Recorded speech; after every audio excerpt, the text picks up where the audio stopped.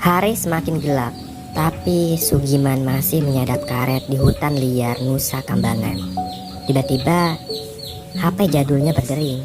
Ternyata itu adalah telepon dari istrinya. Halo Pak, masih nyadap karet? Tanya suara perempuan dari dalam telepon genggam. Masih Bu, jawab Sugiman. Aku kan udah bilang kalau nyadap karet jangan kemalaman, Kata istrinya Pak Sugiman. Tanggung Bu, tinggal sedikit lagi, jawab Sugiman. Ia pun menutup telepon genggam jadul miliknya. Ia malas mendengarkan ocehan istrinya yang sering marah-marah karena Sugiman sering pulang malam dari hutan. Di Pulau Nusa Kambangan ini, Sugiman dan istrinya adalah salah satu penduduk ilegal yang tidak punya KTP. Sugiman sengaja membawa istrinya ke Pulau Nusa Kambangan untuk nyadap karet. Memang betul kata istrinya itu. Hari udah semakin gelap dan sangat berbahaya kalau ada di hutan. Tapi Sugiman, lelaki berumur 50 tahun itu, sangat bebal dan tidak bisa diatur. Ia bersikukuh menyadap beberapa pohon karet lagi. Ia menjinjing sebuah karung kumal yang bau karet busuk saat dia mengiriskan pisau sadap ke batang pohon karet. Tiba-tiba, telepon jadulnya berbunyi lagi. Dengan kesal, ia langsung mengangkat telepon itu. Iya Bu, ini mau pulang, sergah Sugiman tanpa menunggu lawan bicaranya. Bu, Bu. Sugiman memanggil-manggil istrinya, tapi sama sekali tidak ada suara di sana. Sedangkan telepon masih terhubung. Sugiman. Yang terdengar malah suara laki-laki yang sangat mengerikan. Sontak saja Sugiman kaget dan telepon tiba-tiba terputus. Segera ia cek di riwayat panggilan masuk, tapi hanya ada satu nomor di sana. Ia menarik napas, mencoba untuk tenang. Sugiman pun berjalan kembali ke pohon karet berikutnya. Sesampainya di sebuah pohon karet, ia terheran-heran lantaran getah karet di pohon itu menetes-netes seperti ada yang menyadapnya. Pada batangnya pun terlihat garis bekas pisau sadap yang masih baru. Sugiman yakin dia belum menyadap batang pohon karet itu. Lantas, siapa yang menyadapnya?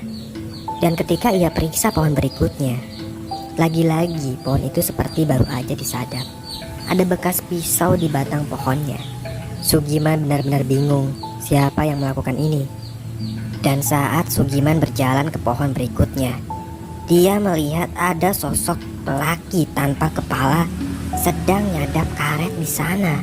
Mbah Syukur, teriak Sugiman. Ia tidak pernah berpikir kalau mitos itu nyata. Mbah Syukur diyakini sebagai arwah paling kuat penghuni Pulau Nusa Kambangan. Menurut cerita yang ia dengar dari masyarakat, dulunya Mbah Syukur adalah seorang narapidana yang dihukum mati dengan cara dipenggal. Kini sosok itu ada di hadapan si Sugiman.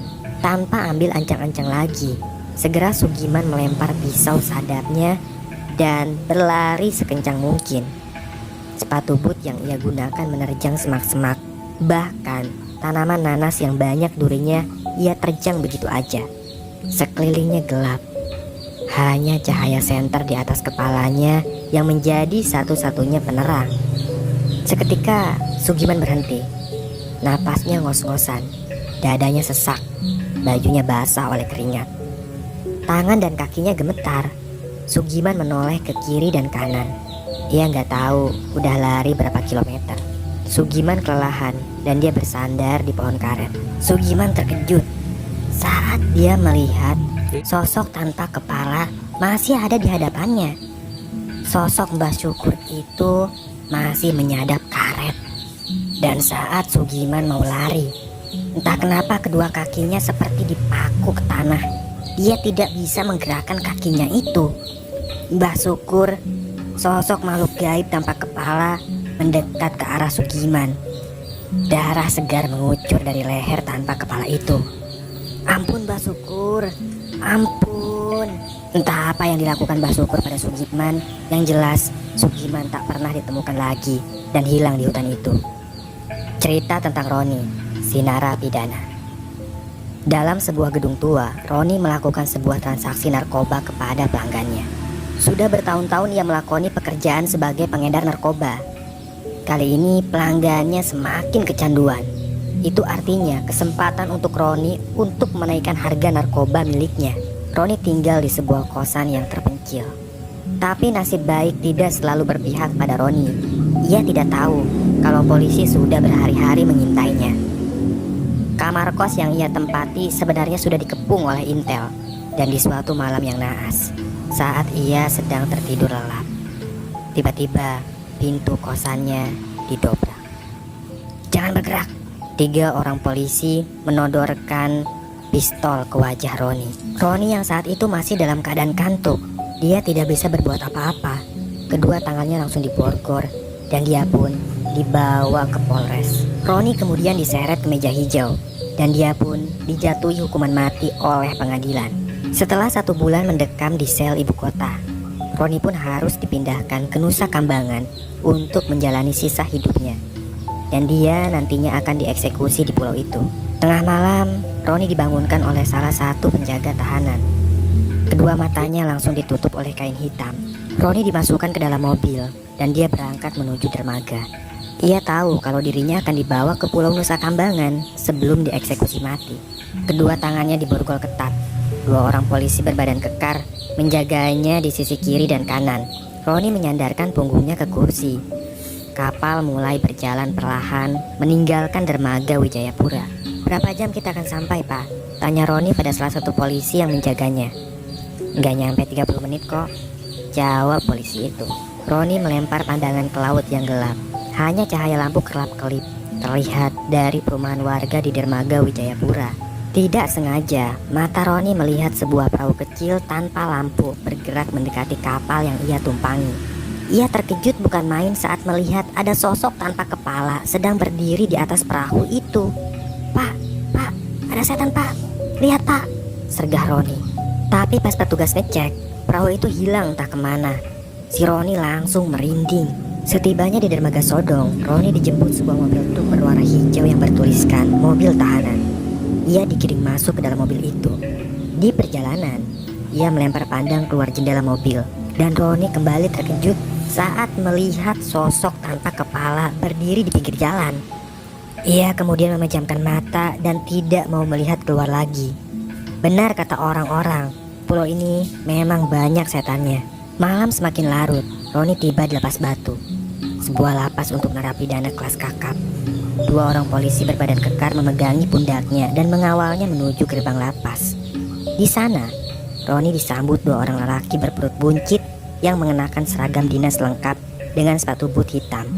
Saat gerbang itu dibuka, terdengar suara derit gesekan roda gerbang membuat ngilu di telinga. "Ya, masuk," suruh petugas berpakaian dinas. Langkah Roni terasa berat. Dia tidak menyangka kalau hidupnya akan berakhir di Nusa Kambangan. Sementara di sudut-sudut pagarnya terdapat posko pemantau. Di sana ada petugas yang berjaga 24 jam. Mereka semua adalah para penembak jitu dengan senapan laras panjang yang siap menembak siapapun yang berani kabur dari lapas. Penjagaan ketat bukan hanya di situ saja. Lampu tembak juga terpasang di sudut-sudut pagar penjara untuk memudahkan pemantauan di malam hari. Dengan penjagaan seketat itu, mustahil bagi Roni untuk bisa keluar dari lapas. Tiba di pos pemeriksaan, baju Roni dilucuti dan disuruh ganti dengan baju tahanan yang baru. Setelah berganti pakaian, Roni digiring kembali melintasi sebuah koridor. Di sana ada sel-sel tahanan yang hanya diisi 1 orang per sel. Ia kemudian dimasukkan ke dalam sel tahanan nomor 11. Dinding sel Roni terlihat tua dan catnya pudar. Ada bekas air hujan yang merembes pada dinding tersebut, sehingga kalau disentuh maka akan terasa basah di telapak tangan. Roni melangkah menuju wastafel. Ia menyalakan airnya dan melihat pantulan wajahnya di cermin itu. Wajahnya terlihat sangat kusut. Sungguh ia tidak pernah menyangka hidupnya sebentar lagi akan berakhir. Seketika saja ia teringat anak dan istrinya yang sekarang entah di mana. 5 tahun yang lalu ia menceraikan istrinya, juga menelantarkan anak-anaknya. Dan sampai sekarang Roni belum sempat menemui mereka. Roni tidak mau mati di sini. Ia pengen kabur. Pikir Roni, lebih baik dia mati ditembak saat melarikan diri ketimbang menyerahkan nyawanya di hadapan regu tembak. Saat benak Roni sedang memikirkan cara untuk kabur, tiba-tiba aja ada setetes darah yang jatuh mengenai rambutnya. Ia terkejut lalu mendongak ke atas. Tapi tidak ada apa-apa di sana. Beberapa hari kemudian, akhir-akhir ini Roni heran dengan sel yang ia tempati. Dinding atasnya sering meneteskan darah ketika malam tiba. Sudah 3 hari dia harus membersihkan lantainya dari bercak darah. Darah yang menetes dari dinding atas itu adalah darah segar. Roni tidak tahu pasti apakah itu darah manusia atau hewan. Pernah suatu pagi ia menanyakan kejanggalan itu pada si penjaga tahanan, namanya Pak Rojak. Tapi jawaban Pak Rojak tidak memuaskan. Dia malah bilang, "Udah terima aja, kau kebagiannya sel itu." Di suatu malam, Roni sedang terbaring di atas tempat tidurnya. Ia masih memikirkan bagaimana caranya agar bisa kabur dari Nusa Kambangan. Tiba-tiba aja ada sekelebat wanita yang melintas depan selnya si Roni. Dan pas Roni cek, sosok wanita itu menghilang. Ia benar-benar heran, dari mana wanita itu datangnya? Padahal ini kan sel laki-laki. Roni benar-benar ketakutan malam itu. Keesokan paginya, setiap jam 7 pagi, semua tahanan dikumpulkan di lapangan untuk mengikuti senam. Setelah itu, kegiatan selanjutnya adalah kerja bakti. Ada yang bertugas membersihkan taman, toilet, selokan, koridor, dan halaman belakang penjara. Roni selalu diberi tugas untuk membersihkan koridor penjara. Pagi itu ia sedang ngepel lantai. Beberapa kali ia masukkan kain pel ke dalam ember yang berisi air, lalu memeras kain itu. Ia sodorkan alat pel itu ke lantai. Tapi tiba-tiba saja lempengan besi tipis yang menjadi pekat antara gagang pel dan kainnya itu lepas. Mungkin karena udah usang ya. Roni berdecak kesal. "Sialan," begitu kata Roni. Ia pun membetulkan alat pelnya sambil terus menggerutu. Namun tiba-tiba aja sebuah ide muncul dalam kepalanya. Lempengan yang berukuran 1 jengkal tangan orang dewasa itu bisa saja berguna sebagai alat untuk dia kabur. Setelah mengamati keadaan sekitar, Roni memasukkan benda itu ke dalam kantongnya. Tidak ada satupun penjaga yang melihat aksi si Roni. Malam pun tiba, ia termangu di dekat tali sel tahanan sambil memandangi lempengan besi. Ia bingung apa yang harus ia perbuat dengan benda itu. Bagaimana caranya ia kabur hanya dengan menggunakan benda sesederhana itu? Roni mengembuskan napas berat, dan dari kejauhan terdengar suara langkah sepatu mendekat. Buru-buru ia sembunyikan benda itu ke dalam kantongnya. "Woi Ron, lamun aja." Ternyata itu adalah Pak Rojak, si penjaga sel. Pak Rojak, iya Pak, mumpung masih hidup. Kalau saya udah matikan gak bisa ngelamun." Begitu kata si Roni. Pak Rojak menyuruh si Roni untuk tidur.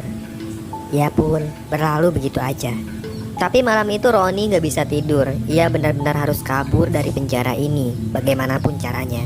Gak lama kemudian Roni mendapatkan sebuah ide cemerlang untuk kabur. Segera Roni bangkit dan meraba-raba dinding selnya. Terasa sangat lembab. Terdengar bunyinya nyaring menandakan kalau dinding itu sudah sangat rapuh. Sejenak Roni berpikir. Kemudian ia menengok kolong ranjangnya. Ya, dia tahu alat apa yang ia butuhkan selanjutnya agar bisa kabur dari penjara. Dia butuh tisu dan pasta gigi. Idenya Roni adalah dinding di kolong ranjang itu harus ia bobol menggunakan lempengan besi tipis yang ia punya. Tentu dengan cara menggesek-gesekkan lempengan itu ke dinding. Roni yakin dalam waktu 2 bulan saja dinding itu pasti bisa dibobol. Ia tahu persis kalau dinding selnya langsung tembus ke halaman belakang penjara. Dan lubang itu akan ia sumpal dengan tisu. Lalu akan ia olesi dengan pasta gigi agar warnanya membaur dengan dinding.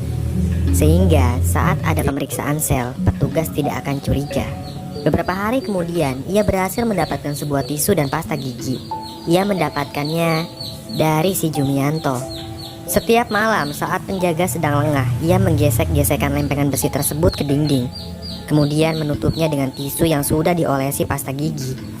Sialnya, benda yang ia gunakan untuk membobol dinding tidak sanggup lagi menggapai permukaan lubang yang ia gali. Lalu diikatkannya lempengan besi itu dengan sebuah potongan kayu yang ia temukan saat kerja bakti. Usahanya berhasil. Alatnya sekarang bisa menyentuh permukaan dinding. Setelah hampir 2 bulan menggali dinding, akhirnya dinding itu bisa dibobol. Roni hanya tinggal menunggu waktu yang pas untuk melarikan diri. Ia sudah memikirkan matang-matang rencana ini, dan ia yakin pasti berhasil. Sehari sebelum beraksi, Roni sudah mengamati halaman belakang penjara. Di sana, tepatnya di sebelah kanan atas, ada sebuah lampu tembak dan posko penjagaan. Penjagaan dilakukan 24 jam, para petugas saling berganti shift. Nyaris tidak ada celah bagi Roni untuk bisa menembus tembok yang tinggi dan berkawat duri tersebut. Penjagaan terlihat sangat sempurna, kecuali untuk satu hal. Bentuk bangunan pagar tembok penjara itu kurang sempurna, dan Roni menyadari itu. Tepat di bagian tengahnya terdapat tonjolan tembok seperti sebuah tiang yang ditanamkan ke tembok tersebut, sehingga ada tempat luang yang bisa digunakan untuk bersembunyi dari pantauan lampu tembak dan penjagaan petugas. Alat lainnya yang Roni butuhkan untuk kabur adalah bantal guling, tali tambang, dan sebuah alat pengait. Bantal guling akan ia gunakan untuk mengelabui petugas penjaga sel selama ia beraksi. Tali dan sebuah pengait akan ia gunakan untuk memanjat tembok di halaman belakang penjara. Dan lagi-lagi semua alat-alat itu bisa ia dapatkan dengan mudah dari rekan-rekannya. Entah dari mana rekannya Roni mendapatkan alat-alat itu. Mereka tahu kalau Roni mau kabur. Dan kalau Roni berhasil kabur, ada satu permintaan mereka. Mereka mau Roni menyampaikan sebuah pesan kepada salah satu mafia di Indonesia. Malam itu Roni melancarkan aksinya. Ia berhasil membuat sebuah boneka dari bantal guling. Ia selimuti boneka itu di atas ranjang agar petugas menyangkanya sedang tidur. Setelah itu tinggal satu dorongan ringan saja. Dinding yang ia gali sudah bisa digunakan. Roni menunggu waktu yang tepat untuk lari ke dinding tembok belakang penjara. Sesaat sebelum lampu tembak itu menyinari tubuh Roni, si Roni udah berada di tempat yang ia inginkan. Ia meraih tali tambang yang sudah dilengkapi dengan alat pengait yang terbuat dari besi.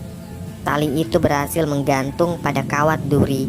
Roni menarik-narik tali itu, memastikan kalau kaitannya cukup kuat untuk dia panjat. Perlahan, Roni mulai memanjat tembok pagar tanpa diketahui petugas.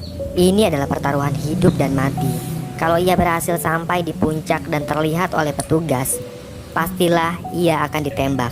Saat tinggal sedikit lagi sampai di puncak, ia berhenti, menunggu cahaya lampu tembak melintas terlebih dahulu agar ia tidak terlihat.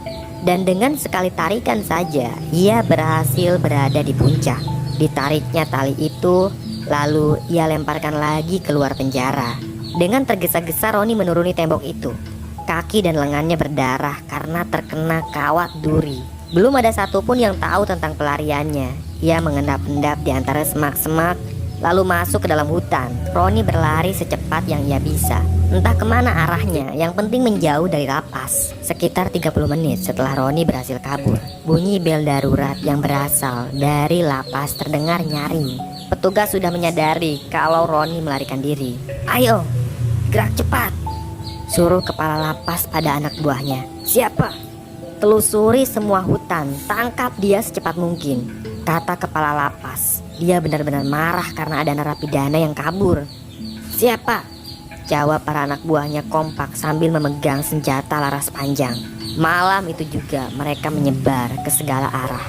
Anjing-anjing pelacak dikerahkan. Para petugas bersenjata siap meringkus Roni dan membawanya ke tiang kematian.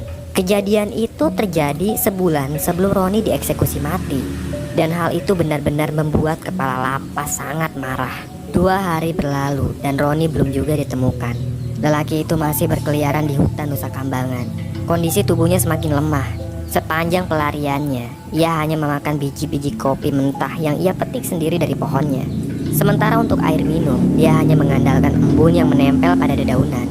Roni harus terus berjalan, tujuannya adalah pantai. Ia akan menyeberang ke dermaga dengan cara membuat rakit dari kayu. Tapi sampai saat ini, ia belum juga melihat pantai. Sekelilingnya hanya pohon-pohon besar dan semak-semak rindang. Tubuhnya seketika ambruk.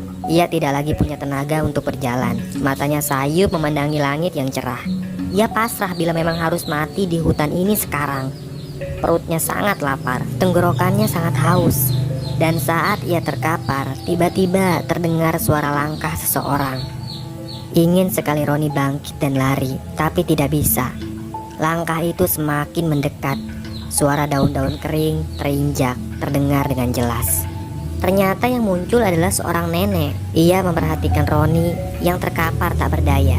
Nenek itu memicingkan kedua matanya. Si nenek itu membaca tulisan yang ada di baju si Roni. Nenek itu kaget saat menyadari kalau si Roni ini adalah tahanan penjara Nusa Kambangan. Segera nenek itu kabur ketakutan. Ia tidak mau ada masalah dengan para penjaga lapas. Kedua mata Roni berkedip-kedip. Ia sangat kelaparan. Biji-biji kopi yang ia makan tidak bisa mengganjal perutnya. Roni tidak tahu berapa lama lagi dia bisa bertahan hidup. Namun kali ini sebuah keberuntungan berpihak kepadanya.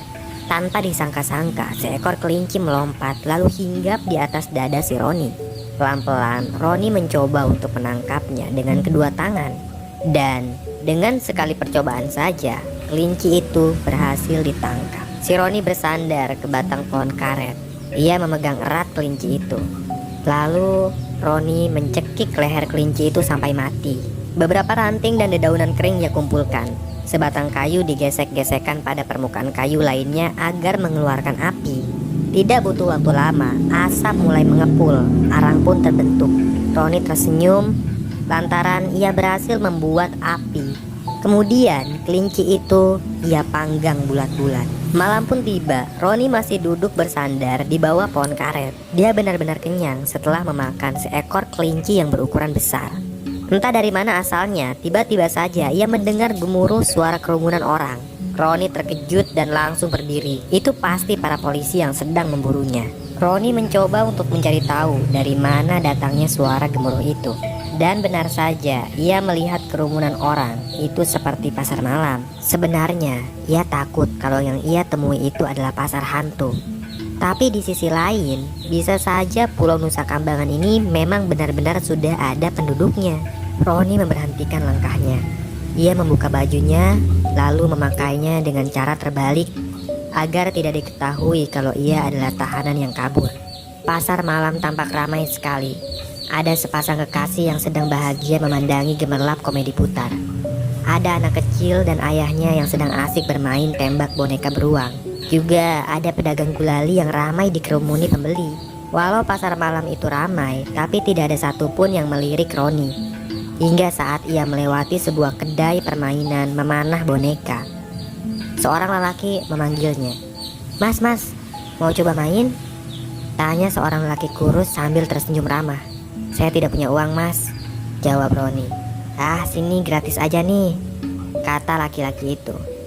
Roni mendekat. Sebuah busur panah disodorkan kepadanya. Ia mengambil anak panah yang tergeletak di atas meja. Dengan penuh konsentrasi, ia membidik sebuah boneka kelinci. Tapi sayangnya, anak panah itu melenceng. "Wah, kurang beruntung," kata pemilik kedai itu sambil tertawa. Roni pun tersenyum. Setidaknya permainan itu sudah membuatnya terhibur. Kemudian Roni bertanya pada si penjaga kedai. "Oh ya Mas, memangnya di sini ada perkampungan ya?" tanya Roni. "Iya tuh, di sana." Lelaki itu menunjuk ke arah kanan. Dan benar saja, di sana ada perkampungan warga. Roni semakin yakin kalau orang-orang ini bukanlah hantu. Roni pun berjalan perlahan masuk ke perkampungan itu. Di sana sangat sepi. Mungkin karena ada pasar malam, jadi warga kampung berbondong-bondong datang ke pasar malam itu. Lampu-lampu di depan rumah warga menyala dengan terang. Perkampungan itu terlihat sangat aman dan damai. Saat Roni sedang memperhatikan sekitarnya, tiba-tiba suara seorang wanita memanggil dari belakang. Roni membalikkan badan. Ia melihat seorang wanita muda yang umurnya mungkin saja 20 tahunan. Parasnya cantik, kulitnya putih, rambutnya sebahu. Wanita itu mengenakan kaos oblong berwarna putih dan celana jeans biru. "Iya," sahut Roni. "Kok enggak ke pasar malam? Lagi seru loh," kata wanita itu. "Oh, tadi udah," jawab Roni dengan gugup. Roni heran kenapa tiba-tiba wanita itu sok kenal. "Aku baru lihat kamu di kampung ini. Kamu orang mana?" tanya wanita itu. "Itu aku orang seberang, ya seberang. Dari Cilacap," Roni menjawabnya terbata-bata. "Hah? Cilacap? Jauh banget nyampe sini." "Kenalkan, aku Elena." Ia menyodorkan tangannya untuk bersalaman. "Baru pertama kali di sini ya?" Tanya wanita itu. Iya, baru kali ini. Kalau gitu, mau nggak ke rumah aku? Ibu sama bapak lagi ngadain selamatan gitu di rumah, ajak Elena. Selamatan apa? Tanya Roni. Adik pertamaku baru lahir 3 hari yang lalu, jadi kami ngadain selamatan. Roni sempat ragu, tapi akhirnya dia mengiyakan ajakan Elena. Lokasi rumah Elena memang terpisah dari perkampungan warga, sehingga Roni harus melewati sebuah jalan yang menurun. Ya, jalan itu cukup curam. Ia melihat ada pohon-pohon bambu yang menjulang tinggi. Di sanalah letak rumah Elena, sebuah rumah gubuk kecil yang disinari lampu 5 watt. Di depan rumah itu hanya ada satu jendela kecil dan sebuah beranda yang terbuat dari bambu. Elena masuk ke dalam rumah sambil menuntun lengan Roni. Walah, kebetulan sekali kita lagi selamatan nih, kata orang tuanya si Elena. Iya bu, pak, tadi saya diajak Elena, timpal Roni basa-basi. Namanya Roni pak, sambung Elena. Ron, kenalin, ini bapakku. Warga biasa memanggilnya Mbah Syukur. Roni menjabat tangan Mbah Syukur. Tangan laki-laki itu terasa sangat dingin, seperti orang mati. Dan ini ibuku, namanya Bu Darsia. Roni tersenyum pada Ibu Darsia. Kedua orang tua Elena benar-benar sangat ramah. Sini nak. Roni diajak ke dapur oleh Mbah Syukur. Di sana ia melihat banyak makanan yang sudah dihidangkan.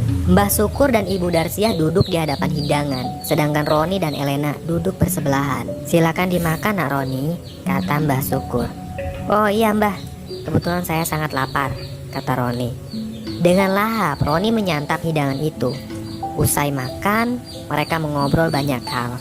Dari mulai awal mula kedatangan keluarga Mbah Syukur di Pulau Nusa Kambangan, hingga soal pasar malam yang setiap bulan selalu digelar. Oh ya Mbah, ini namanya kampung apa ya? Tanya Roni. Pasir Putih, pendahulu kami yang menamainya. Yang jawab malah si Elena. Diminum tehnya nak. Ibu Darsia menyuguhkan segelas teh dan secangkir kecil madu. Iya bu, terima kasih. Roni tersenyum dan meraih secangkir teh hangat. Sebenarnya apa tujuan nak Roni datang ke Nusa Kambangan? Tanya Mbah Syukur. Oh, tujuan saya cuma berwisata saja Mbah. Soalnya banyak yang bilang kalau Nusa Kambangan ini adalah pulau penjara. Jadi saya sangat penasaran. Begitu kata Roni. Oh begitu ya. Mbah Syukur menyeruput secangkir kopi. Oh ya bu, boleh nggak kalau Mas Roni nginep aja di rumah kita untuk malam ini? Kasihan dia. Tadi saja kayak orang nyasar di kampung, kata Elena sambil menatap ibu bapaknya. Tentu saja boleh, kata Mbah Syukur sambil tersenyum. Kebetulan ada kamar kosong di rumah ini, lanjutnya. Terima kasih ya, kalian baik banget, saya jadi gak enak. Roni tersipu malu. Gak apa-apa mas, kami jarang kedatangan tamu kok. Betul itu mas, jarang sekali orang yang mau bertamu ke rumah kami, kata Bu Darsia. Malam itu obrolan ditutup dengan secangkir teh hangat. Roni pergi ke kamar. Di sana ada kasur yang sangat empuk dan nyaman. Bantalnya wangi, seperti baru saja disemprot pengharum. Ada selimut tebal yang sangat nyaman digunakan. Roni mematikan lampu lalu membenamkan diri di kasur. Ia tidak menyangka di tengah hutan seperti ini bisa menemukan keluarga yang sangat baik hati seperti Elena. Untuk sementara, ia bisa sembunyi di rumah ini dari kejaran petugas. Perlahan, Roni mulai memejamkan matanya. Suara dengkur Mbah Syukur terdengar dari kamar sebelah. Besok pagi, dia akan menanyakan jalan menuju pantai, lalu pergi dari kampung ini. Keesokan paginya, entah apa yang terjadi, Roni mendapati dirinya terbaring di atas dedaunan kering, tepatnya di bawah pohon beringin. Seekor kalajengking merayapi wajahnya. Ia berteriak ketakutan. Masih melekat di ingatannya kalau semalam dia menginap di rumahnya Elena. Tapi kenapa tiba-tiba ada di hutan kayak gini? Kemana mereka? Di mana kampung Pasir Putih? Semuanya lenyap. Di sekeliling Roni hanya ada semak-semak dan lumpur liar setinggi 1 meter. Ia juga melihat pohon-pohon yang sangat besar dan sebuah tiang yang ada bercak darahnya. Roni nggak tahu kalau saat ini dia lagi ada di lembah. Itu adalah lembah tempat orang-orang dieksekusi mati. Ya, apalagi kalau bukan lembah Nirbaya. Roni masih kebingungan dengan apa yang terjadi dengannya. Ia kemudian mendekati sebuah tiang yang terdapat bercak darah kering. Ia menduga kalau tiang itu digunakan untuk eksekusi para terpidana mati. Bulu kuduknya merinding. Ia segera menjauh dari lokasi itu. Secepat mungkin ia harus menemukan pantai agar bisa menyeberang ke dermaga Wijayapura. Malam pun tiba, tapi Roni belum juga menemukan pantai. Ia bahkan merasa semakin tersesat di hutan Nusa Kambangan. Dari kejauhan terdengar langkah kaki yang mendekat.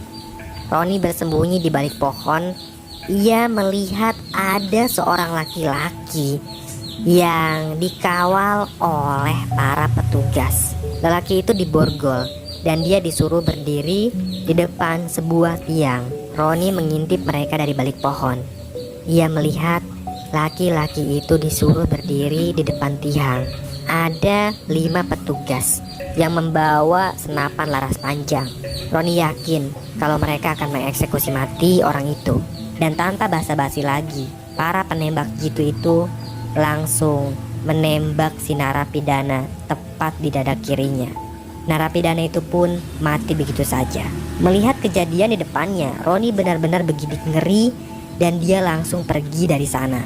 Tapi sialnya saat Roni mau melarikan diri, dia malah menginjak sebuah ranting dan terdengar oleh para petugas. Roni ketahuan, dia pun dikejar oleh beberapa petugas yang memegang senapan laras panjang. Beberapa kali polisi udah melesatkan tembakan peringatan, tapi Roni tidak mau berhenti. Lalu salah satu petugas pun menembak tubuh Roni. Dia terkapar tak berdaya dan mati begitu saja di sana. Nasib Roni pun berakhir di Pulau Nusa Kambangan. Sebenarnya Roni tidak pernah bisa kabur dari pulau itu dan dia tidak akan pernah bisa menemukan pantai. Hal ini karena Mbah Syukur, roh terkuat di Pulau Nusa Kambangan yang selalu menyesatkan langkah Roni agar dia tidak bisa menemukan pantai. Setiap kali Roni berlari, sebenarnya dia hanya berputar-putar di satu tempat aja. Roni hanya berputar-putar di lembah Nirbaya, lembah yang menjadi tempat terakhirnya di dunia. Selesai.